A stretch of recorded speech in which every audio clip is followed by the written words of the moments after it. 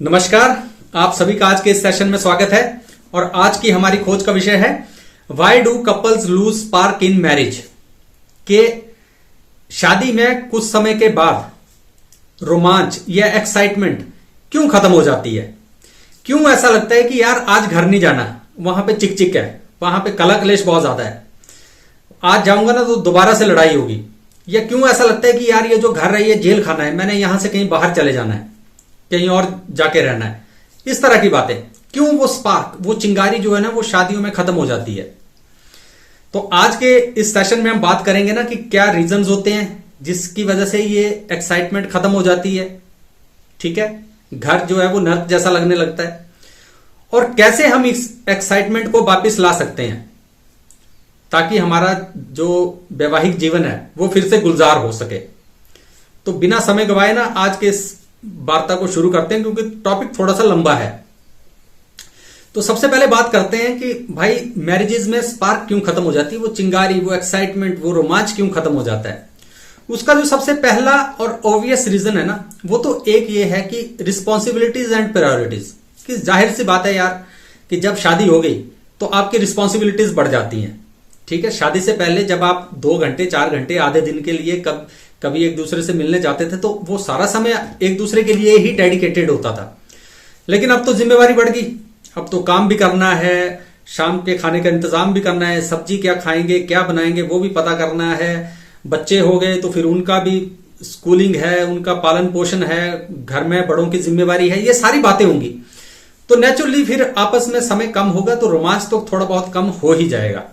ये तो एक ऑब्वियस सा रीजन है और ये इतनी बड़ी प्रॉब्लम होती भी नहीं है। दूसरी मुख्य वजह जिसकी वजह से रोमांच खत्म होता है, एक्साइटमेंट खत्म होती है, वो होता है बर्नआउट। इसका सिंपल सा मतलब ये है ना कि दोनों पार्टनर्स में से कोई एक पार्टनर ऐसा होता है, चाहे महिला हो चाहे पुरुष हो, कोई भी हो सकता है, वो एक दूसरे को ना कंट्रोल करने लग जाते हैं। वो एक दूसरे को कंट्रोल करेंगे कि जैसा मैं कहूं वैसा ही करे, या फिर वो एक ओवर प्रोटेक्टिव हो जाते हैं, किसको कुछ पता नहीं लगता, सब कुछ मुझे ही करना पड़ेगा, या वो पॉजेसिव हो जाते हैं। ये सारी बातें हो जाती हैं। तो इस सारे चक्कर में होता यह है कि जितना ज्यादा आप किसी दूसरे बंदे को कंट्रोल करने की कोशिश करोगे उतना आप खुद भी थकोगे, और जिसे आप कंट्रोल कर रहे होंगे वो भी कुछ समय के बाद थक जाएगा कि यार ये तो इसका यही रोना है।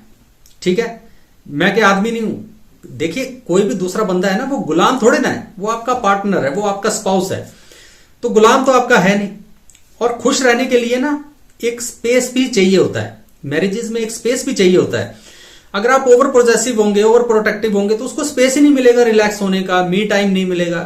तो वो टाइम दीजिए, उसे सॉलिट्यूड दीजिए। ठीक है, नहीं तो परेशानी हो जाएगी। तो ये बर्नआउट होता है, वो खुद भी थकते हैं कंट्रोल करने में, और जिसको कंट्रोल करते हैं वो भी थक जाता है थोड़े समय के बाद। तीसरी जो मुख्य वजह है रोमांच खत्म हो जाने की वो होती है एक्सपेक्टेशंस। कि देखो, जब भी आपकी जो मैरिज है ना that's supposed to be run by you and your partner. आप और आपका जो पार्टनर है वही रन करेगा ना आपकी मैरिज, समाज नहीं रन करेगा। लेकिन होता यह है कि आप जो है ना वो एक्सपेक्टेशंस अपने पार्टनर पे लाद देते हैं। किसकी? समाज की, कि वो तो ऐसा करता है तुम क्यों नहीं करते, वो तो ऐसा करता है तुम क्यों नहीं करते। या अपने परिवार की, कि मेरी मम्मी ऐसा बोल रही थी कि दामाद ऐसा होना चाहिए, मेरी मम्मी ऐसे बोल रही थी कि बहू ऐसी होनी चाहिए। ये सारी चीजें आप दूसरों के हिसाब से, दूसरों की सलाह पर अपनी मैरिजेस जो है वो चलाने की कोशिश करते हैं। फेल होगी, परेशानी होगी कि नहीं होगी, एक्सपेक्टेशंस। और वो मैक्सिमम ये जो एक्सपेक्टेशंस होती है ना वो आपकी नहीं होती, वो आपके ऊपर किसी ने लादी हुई है एक्सपेक्टेशंस कि ऐसा होना चाहिए पार्टनर। वो आप अपने पार्टनर पे लाद देते हो वो एक्सपेक्टेशंस कि तुम ऐसे बनो। परेशानी हो जाती है वहां पे, और कुछ समय के बाद जो है ना वो रोमांच खत्म हो जाता है कि मैं ऐसा ही हूं, तुम उखाड़ दो जो उखाड़ना है। ठीक है, ऐसे चलता है फिर। तो इस परिस्थिति में ना जाए। हर एक आदमी यूनिक होता है, उसका जो जैसा स्किल सेट है, जैसा उसका स्ट्रक्चर है मेंटल, उस हिसाब से चलो, आपस में एडजस्टमेंट करो, ना कि दुनिया और रिश्तेदारों के साथ एडजस्टमेंट करो, उनके कहे पे मत चलो। जो चौथी चीज है ना रोमांच खत्म होने के लिए जो हम गलती करते हैं वो ये, we take other person for granted. कि हम अपने पार्टनर को ना फॉर ग्रांटेड ले लेते हैं। हमारा पार्टनर बहुत ज्यादा लॉयल है, ठीक है, तो हमें ऐसा लगता है कि अब हमें लाइसेंस मिल गया ना कि हम कुछ भी कर सकते हैं। कोई षड्यंत्र रच दो, कोई कला कलेश कर दो, उसे इमोशनली जो है एक्सप्लॉइट करना शुरू कर दो, ठीक है, कि अब मुझे छोड़ के तो कहीं जाएगा नहीं, अब तो मेरे साथ बंधा हुआ है, अब क्या कर लेगा। तो देखिए इमोशनल एक्सप्लॉइटेशन जो है ना उससे कोई खास फायदा होता नहीं है। रिजेंटमेंट ज्यादा बढ़ती है, दूरियां ज्यादा बढ़ती हैं, एक दूसरे की शक्ल नहीं देखना चाहोगे आप एक घर में रहते हुए भी, तो उसका कोई फायदा नहीं है। और इसके बाद जो पांचवी चीज है वो होती है बार्गेन, सौदेबाजी, कि आप अपने रिलेशन में ना सौदेबाजी बहुत करते हो। आप किसी को इमोशनली एक्सप्लॉइट करना चाहोगे, आप चाहोगे कि मैं इससे कोई काम निकलवा लूं। आप जो इमोशंस है उनको वेपनाइज करते हो बेसिकली जब आप बार्गेनिंग करते हो।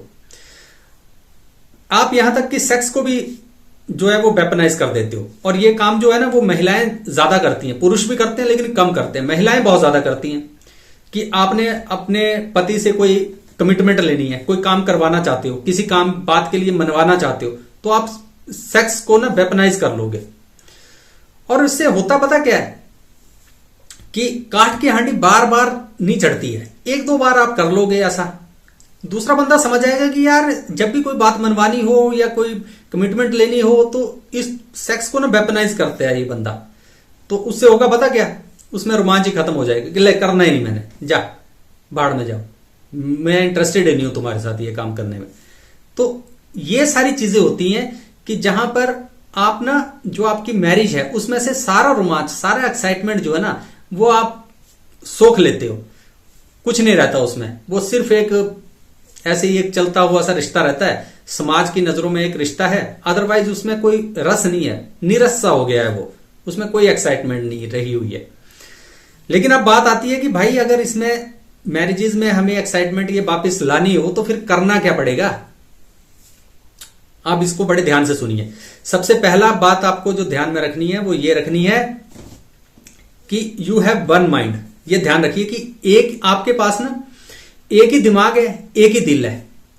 अब उसको जिस मर्जी चीज में लगा लो। अगर आप उसको प्यार करने में लगाओगे प्यार फलेगा फूलेगा, एक दूसरे को अंडरस्टैंड करने में लगाओगे तो अंडरस्टैंडिंग फलेगी फूलेगी, षड्यंत्र करने में रचाओगे तो षड्यंत्र रचेगा, उसमें लगाओगे तो वो फलेगा फूलेगा, कला क्लेश फलेगा फूलेगा अगर वहां लगाओगे तो, ठीक है। एक दूसरे को कंट्रोल करने में लगाओगे, गलतियां करने में लगाओगे, मतलब ये कि एक ही दिल और दिमाग है, उससे जो मर्जी काम ले लो, एक ही काम ले सकते हो, लेकिन चाहे प्यार का ले लो चाहे नफरत का ले लो, आपकी मर्जी है। इस बात को अंडरस्टैंड करो। जो दूसरी बात है वो है कि your happiness is your responsibility. हर एक पार्टनर जो है ना वो एक दूसरे पे ऐसी एक्सपेक्टेशन लाद के चलता है कि भाई तेरी वजह से मैं खुश नहीं हूं। देखो वो ठीक है कि दूसरा बंदा कला क्लेश करता है, लेकिन एक बात आपको ध्यान रखनी है कि आपकी अपनी जो खुशी है वो आपकी रिस्पॉन्सिबिलिटी नहीं है, किसी दुनिया में किसी और बंदे की रिस्पॉन्सिबिलिटी नहीं है। दूसरा बंदा आपके कितने भी चरण धोके पी ले, वो कितना भी आपकी सेवा कर ले, कितना भी आप कुछ आपके लिए कर ले, आपने खुश नहीं होना है तो नहीं होना है। आप गलती ढूंढोगे उस चीज में, एडजस्टमेंट है ही नहीं, तो आप हमेशा दूसरी गलती निकालो, तेरी वजह से ऐसा है, ऐसा कुछ नहीं है। आपकी हैप्पीनेस आपकी रिस्पॉन्सिबिलिटी है। जब तक ये रिस्पॉन्सिबिलिटी आप नहीं उठाओगे तो कुछ भी बदलेगा नहीं, ये आपको ध्यान रखना है। इसके बाद तीसरी बात है रिमेंबर द ओरिजिनल अट्रैक्शन, कि जब भी आपने अपने पार्टनर को देखा था, समझे थे, पहली बार मिले थे, तो कुछ चीज तो उसमें अच्छी लगी थी ना, कि यार ये बंदा बहुत ईमानदार है, ये इस बंदे में ये चीज बिल्कुल सही है, ये बंदा ऐसा है, ये बंदा वैसा है।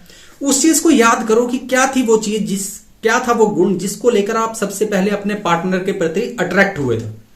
उसको याद रखो। भूल जाते हैं जब शादी को 1-2 साल हो जाते हैं ना, तो वो सारी चीजें भूल जाते हैं, उसको रिमेंबर करना है। तो आप ना एक दूसरे के करीब आ जाओगे, वो गुण आपके पार्टनर में आज भी है, अभी भी है, ध्यान रखना इस बात को।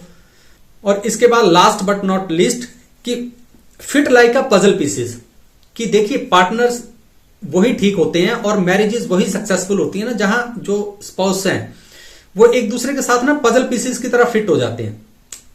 पजल पीसेस की तरह फिट होने का मतलब कि एक दूसरे के साथ स्टिक बैठते हैं। कैसे? जैसे मान लो कि आपका जो पार्टनर है ना वो इमोशनल है, तो आप उसको इमोशनली एक्सप्लॉइट मत कीजिए कि उससे कोई काम निकलवाना है, उसको अपने हिसाब से मोल्ड करना है, वो मेरे हिसाब से चले। आप उसको इमोशनली मोल्ड मत करो, उसको एक्सप्लॉइट मत करो, उसको इमोशनल सिक्योरिटी दो। जब इमोशनल सिक्योरिटी दोगे तो उसको आपके साथ रहना अच्छा लगेगा। वो आपके साथ ऑटोमेटिकली हर एक चीज बात शेयर करेगा, उससे रहा ही नहीं जाएगा वो बात शेयर किए बिना आपके साथ, क्योंकि वहां पे आपको उसको जो है ना आपसे इमोशनल सिक्योरिटी मिलती है। ठीक है, नहीं तो एक बात याद रखो कि जहां उसे इमोशनल सिक्योरिटी मिलेगी वहां चला जाएगा। आप प्यार नहीं करोगे तो जहां प्यार मिलेगा वहां चला जाएगा। आप सेक्स नहीं दोगे उसे तो जहां मिलेगा वहां चला जाएगा। फिर आप रोओगे, पछताओगे, इल्जाम लगाओगे, कोई फायदा नहीं है। ये जो प्यार होता है ना उसे हर रोज नरिश करना पड़ता है, हर रोज उसमें समय लगाना पड़ता है। ऐसा नहीं है कि महीने में एक बार मिलेंगे, बैठेंगे, बात करेंगे, सेक्स करेंगे, फिर देखेंगे। रोज, इसका मतलब ये नहीं है कि रोज आपने सेक्स करना है, रोज आपने, लेकिन रोज एक दूसरे के लिए समय देना है। उस रिश्ते को रोज आपको प्रोटेक्ट करना पड़ेगा, उस पर ध्यान देना पड़ेगा, तब वो रिश्ता चलेगा। ऐसा नहीं है कि अब शादी होगी तो अब जो मर्जी कर सकते हैं, ऐसा नहीं होता है। रिश्ते तभी चलते हैं जब उनमें आप रोज समय लगाते हो और ईमानदारी के साथ समय लगाते हो। तो ये कुछ चीजें हैं कि अगर इन पर आप ध्यान दो तो आपकी मैरिज जो है, आपकी शादी विवाह जो है ना, उसमें रोमांच बना रहेगा, ठीक चलेगी वो। ठीक है, तो मेरी तो यही विश है कि आपकी मैरिज सक्सेसफुल हो, आप अच्छा जिए, जो भी समय आपके पास है उसको एंजॉय करो आपस में पूरी तरह से, मेंटली भी, इमोशनली भी, फिजिकली भी। अपने प्रेम को साकार करो इस जीवन में। जब ऐसा करोगे तो अच्छा जीवन होगा, खुश रहोगे, तरक्की करोगे, आप खुद भी अच्छे रहोगे, परिवार भी अच्छा रहेगा। तो ये कुछ बातें थी जो आज आपसे करनी थी। दोबारा फिर कभी किसी और खोज पे निकलेंगे, तब तक अपना ख्याल रखिए। नमस्कार।